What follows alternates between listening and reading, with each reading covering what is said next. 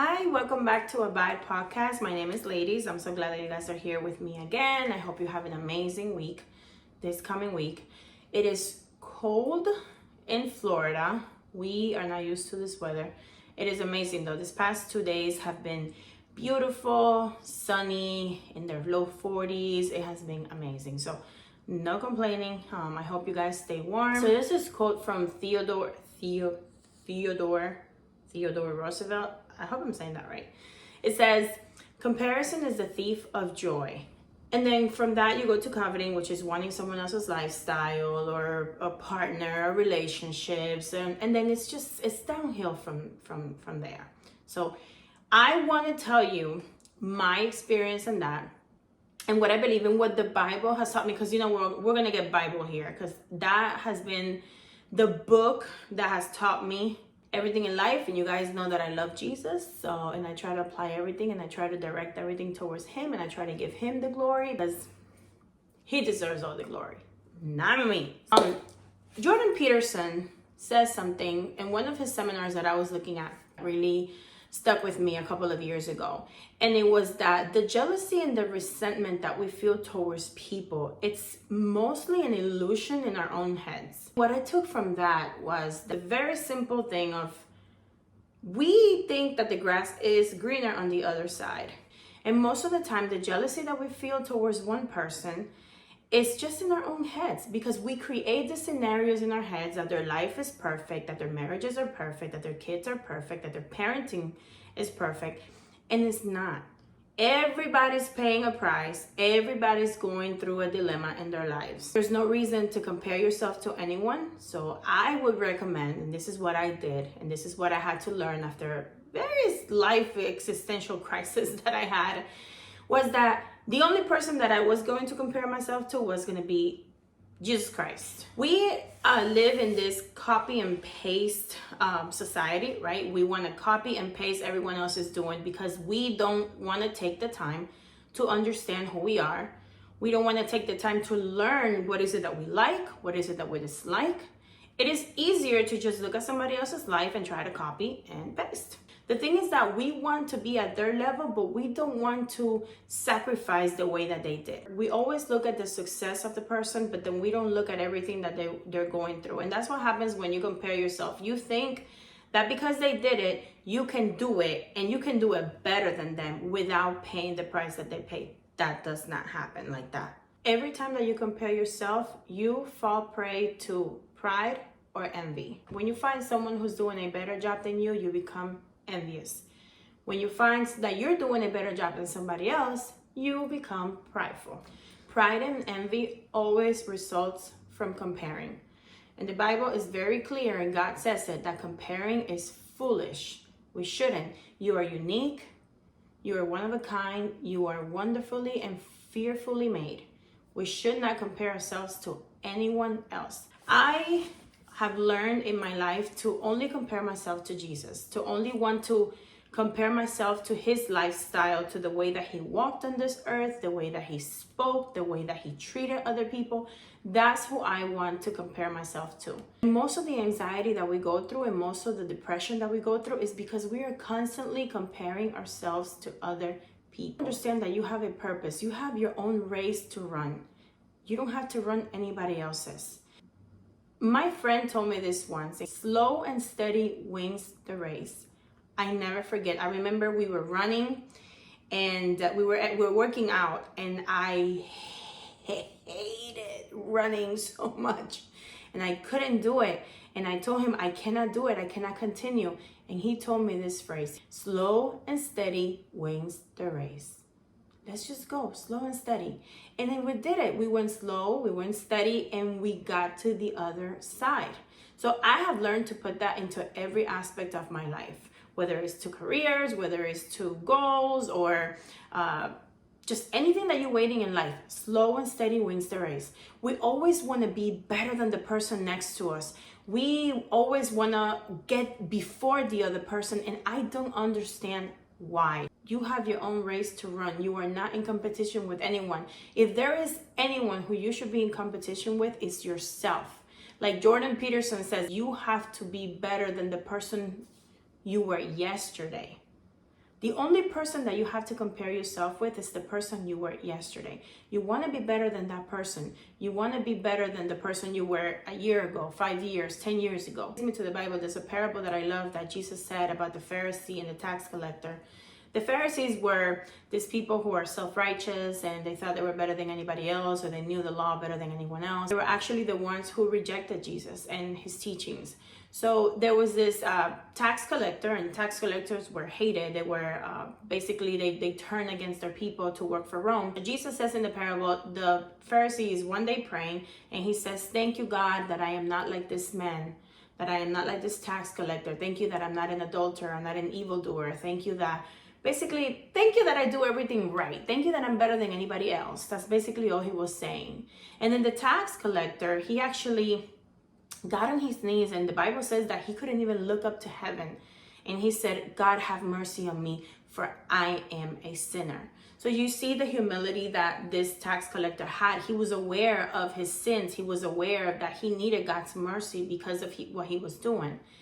And the Pharisee, on the other hand, he was just, he had self-righteousness. So Jesus says here, who do you think God answered to? He answered to the tax collector, even though the tax collector was doing all these things. Maybe the Pharisee was keeping the law and he was trying to do, his own thing in his self-righteousness, but God desires mercy more than sacrifice. And we need to understand that.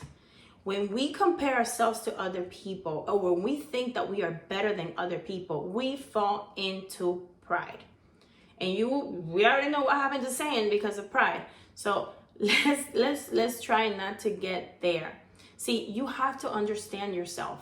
You have to admire your own work and run your own race. Whatever you give your attention to, your heart follows. So if you're giving the attention to the people around you, if you're giving the attention to the people at your job, to the people who are doing the same career that you're doing, you're setting yourself up for failure. You have to focus on your race. God has given you and me a specific talent to do what we need to do. See, but the thing is that we focus so much on the other person and how the other person is doing it, and that's why we never start. We need to stop being envious of what other people are doing. We need to stop being happy for other people. There's a phrase that I've heard, and it says, people are happy for you as long as you're not doing better than them. So as long as you're doing okay and we're on the same level, we're good. But as long as you start going up and I'm here, we're not good anymore. And that's not right. It is not fair to be jealous or resentful for someone who has been sacrificing just because you don't understand, or just because you don't want to put in the work. We need to start being happy for people who are doing good in life, because that means if God did it for them, he can do it for me too. Be happy for the other people around you who are making it in life, because that gives you hope. At least that's how I think about it. I'm like, you know what? If that person can do it, I can do it. If you can start a podcast, I can start a podcast. Because the thing is this, you have something to offer to the world that no one else can, because you are unique. It's like car dealerships. There's a million car dealerships out there. They all offer you the same thing, a car in better or worse conditions, whatever it is, but they're offering you the same thing, right? You're going to pick and choose where you feel more comfortable with. It's the same thing. You might say, oh, everybody else is doing it. Yes, but there's only one you. That's it. There's only one you. So whatever it is that you want to dedicate your life to, do it because you love to do it and because you are good at it. Not because she's doing it or they're doing it. No. God has given you a specific reason. He's giving you specific talents. He's giving you skills. There is something that you're good at that you can do, and not compare yourself to the other person. Oh gosh, we see this so much in marriages. For example, we see a lot of people acting like somebody else in their marriage, or wanting to adapt something that they saw on Instagram, a marriage that they're seeing on Instagram. You're not seeing the whole 360 of that. You have to create your own thing. Don't get me wrong. You can do the copy and paste thing. Jesus said, be like me, be like my Father in heaven, copy me, do the things that I did, even better things you'll be able to do. Follow me and copy me and be like me. There's a thing with that. We can be like Jesus, and we should be like Jesus, and we should copy those things. but we cannot copy everyone else. When you start focusing on what everybody else is doing around you, you lose yourself.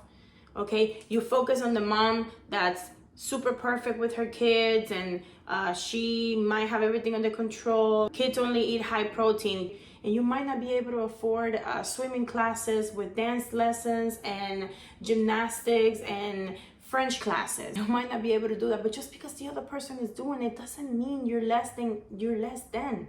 It just means that you're working with what you have. We should know those things. We cannot focus on if this person opened, a business and their business is doing better than my business, or how come I started 10 years ago and this person just started a year ago and they're doing something better. Well, maybe that means that there's something that you have to change in your own ways of doing things. Instead of being jealous and envious, go ask the person how they did it. But that's the thing, we get prideful and we don't want to ask the details because we don't want to give the other person the credit. That mentality is so ratchet and ghetto and toxic for me, because why not? Why not be happy for people? Why not be happy because for their essence, for the way that they are, for their kindness?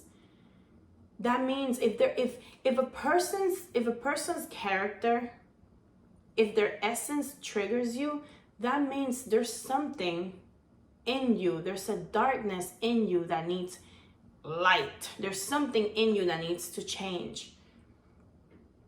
And a lot of the times we take things personal with people, and we have to realize that in reality, it's just us. We are making ourselves be like that. We are making ourselves resentful.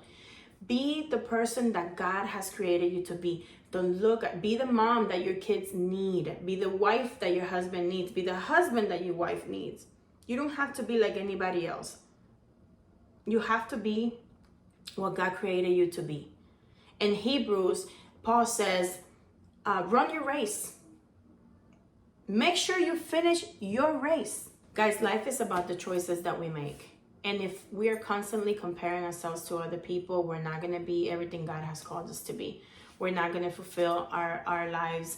And let me tell you, it's going to be a rude awakening.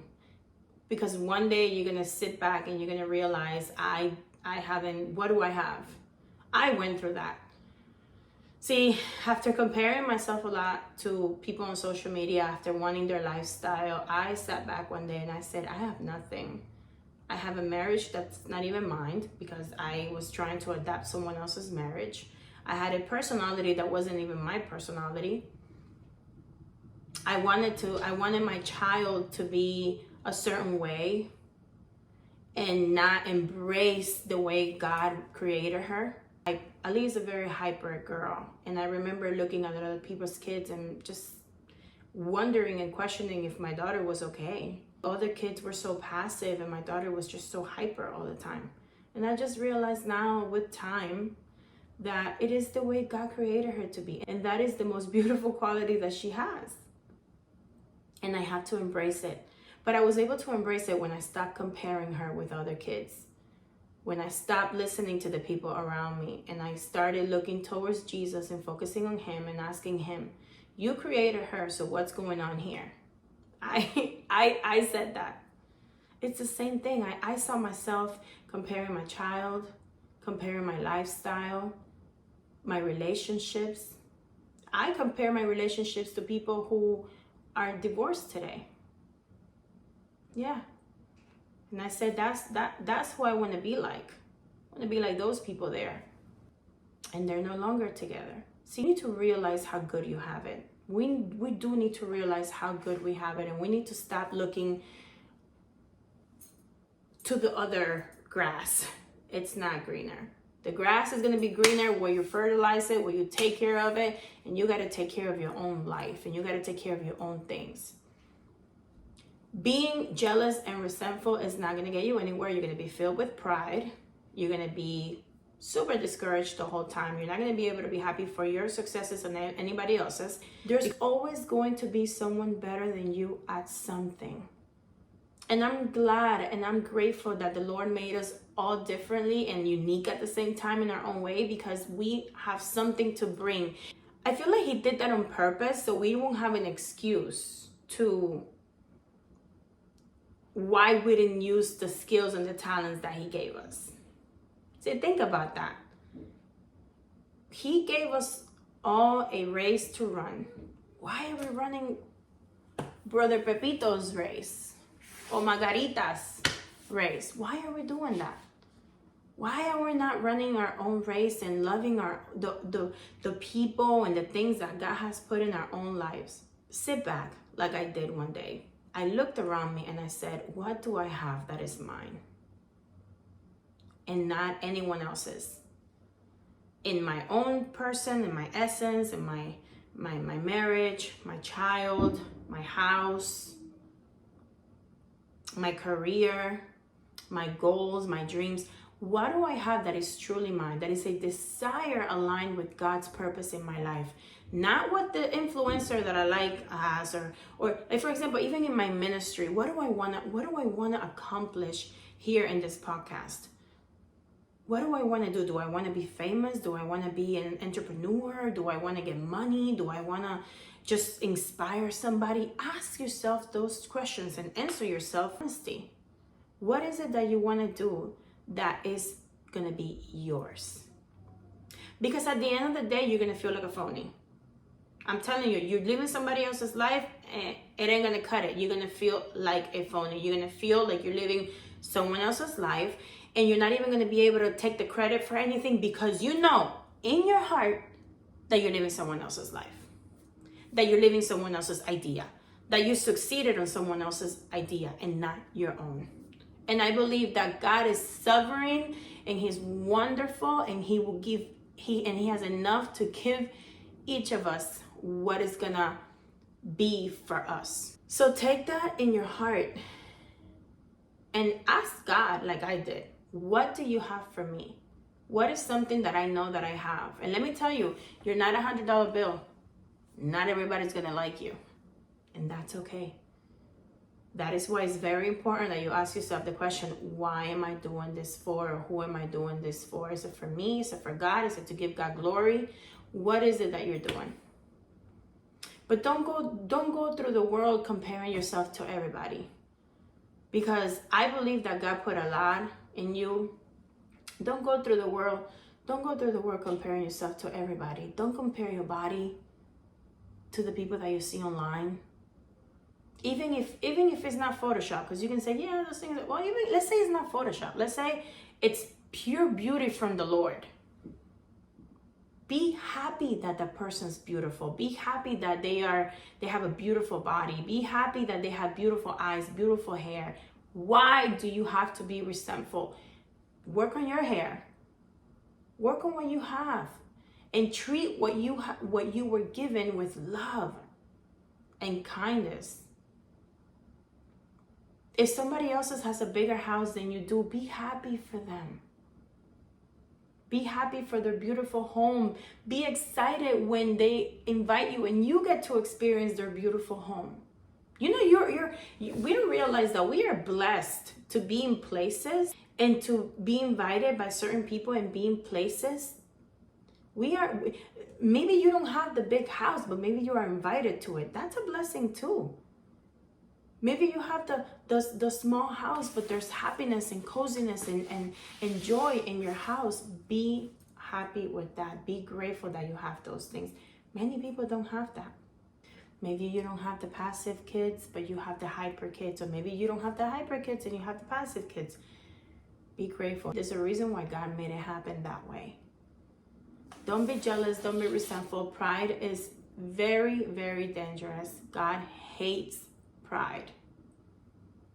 And the only thing that pride is going to do is just going to keep everybody away from you. You're going to be alone. You're going to be alone because that's what pride does to you. Don't compare yourself to people.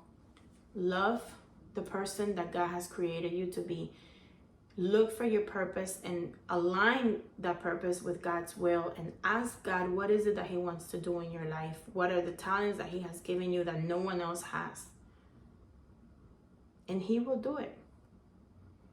Pray for your heart if you feel jealousy or if you feel resentment towards the people around you, and ask God to help you be happy for them and to help you reach whatever level is that you need to reach. Or if there's something that someone around you has, work on yourself. You can adapt those skills as well in your life. It's not going to happen by you sitting down and being jealous about other people. Learn to embrace what other people have and also embrace what you have. I'm telling you, it's going to be better for you. You're going to have a happier life. So don't let comparison steal your joy. Don't let the lies of the enemy steal your joy and tell you that you need a different life, that you need to be like this person, or you need this body, or you need this money, or you need this vacation. Or you don't.